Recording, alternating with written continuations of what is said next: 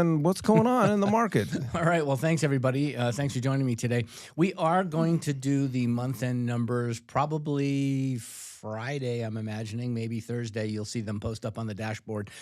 It's good to let about 10 days go by before doing it, because any statistics you're using really before 8 or 9 days into the new month, the prior month's numbers are not accurate yet. So I always wait until that particular time. So I'm not always the fastest one to the market with month-end stats, but I'm always the most accurate. So April 6th, 2026, let's get right into the numbers. 81 days closed on market this past week, a 3.44 month supply. Our absorption rate was at 29.08. Average list price this past week, $671. Average sale price this past week, $635,114. And the list price to sale price retention came in at 97.23. Active inventory declined, 26,589 available properties. Pending is at 4,921. And closed units for the end of the month of March not yet washed are 7,733. Looking at new listings taken this past week, 2,299. That was down 5% over the week. 92 days on market is our active inventory and 81 for closed. Lower left-hand side, 4 markets contracted a little bit of the entire MLS inventory.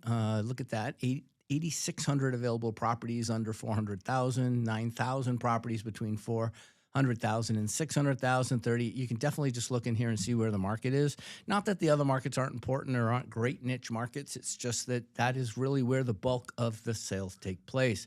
So overall, 0 to 600,000 is representative of 66.01% of the entire MLS. 600 to 1 million is at 19.2, and a million and up is at 14.8. Looking at our spreadsheet where everybody gets to be the expert, 2 center columns are year over year and 2 year over year. So that gives you an idea where we were a year ago and 2 years ago. So 2299 is actually, I always say it's 2400 is the sweet spot. But truthfully, anytime we're over 2000, it's not bad. But 2299 is certainly not as good as we did last year, the same week over week, and we did slip a little from last week. Looking at active inventory, we're at 26,589. That dropped just a little bit. It's actually lower than it was same time last year by almost 1%. 737 of those are in the coming soon category. 19,691 single-family non-distressed. 2,979 new home construction properties in the MLS, of course. 26,150 non-distressed overall, representative of 98.3% of the entire MLS. Pending unit is sitting at 4,921. As we use listings as testing the seller's testament as to whether or not the market's good for a seller, we use pending to determine if it's good for the buyer.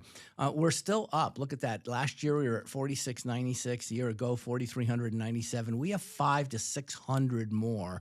Now, year over year, 300 more, but about 300 to 600 more people in the marketplace right now than we had last year. So that's people in escrow, but it's a sentiment of the overall buying population. Are more buyers interested in buying homes? Well, there's your answer. Closed market is way too early for a month to date, but it might turn out to be somewhere that we're going to have an increase of almost 8 to 10% over the prior year for the month of March. But what happened? Look at that. We're at a 3.44 month supply. That means we're getting close to my favorite number way over on the left-hand side, which is 2.5 to 3 months supply. So when we're at a 3.44 month supply, last year we were at 4.64, 3.13 2 years ago. It gets into that category where we're in a seller's market. I was listening to NAR this past week, listening to Lawrence Yun, who is the chief economist, and he said unequivocally we are in a seller's market still. Well, I was listening to Nick Wiedekamp's podcast, and he said we are 100% in a buyer's market. Please don't drag me into your guys' squabble. Yeah. Well, that's one of the reasons why I try to quote other people when I get into that, for exactly that reason. Okay, so then we get into the median sale price. We're at $467. Last week, if you remember, or 2 weeks ago, I said I was a little concerned about it being $475,000. That was a pretty big jump of $10,000 in one particular week. But it did come down just a little bit, almost dropped that full entire $10,000 back. back. So again, anomalous based upon just the properties that closed that particular week. Market is heating up. It does say we went from 79 to 81 days on market for sold, but we're still hovering right about that 80 days on market. Time to be, I'd say, more concerned about the buyer-seller market thing is going to be if the days on market gets under 70 or around 70, then we would definitely be in a full heated up seller's market. 97.8 is where we want to see these. 97.23's got a yellow this week. It went down just a little bit from 97.47, but sliding your eyes to the right, it's pretty consistent, about 0.5%. And what that is, again, is the seller giving up at the time that they accept a buyer's offer. Are they giving up anything off the list price? That's another way to look at this.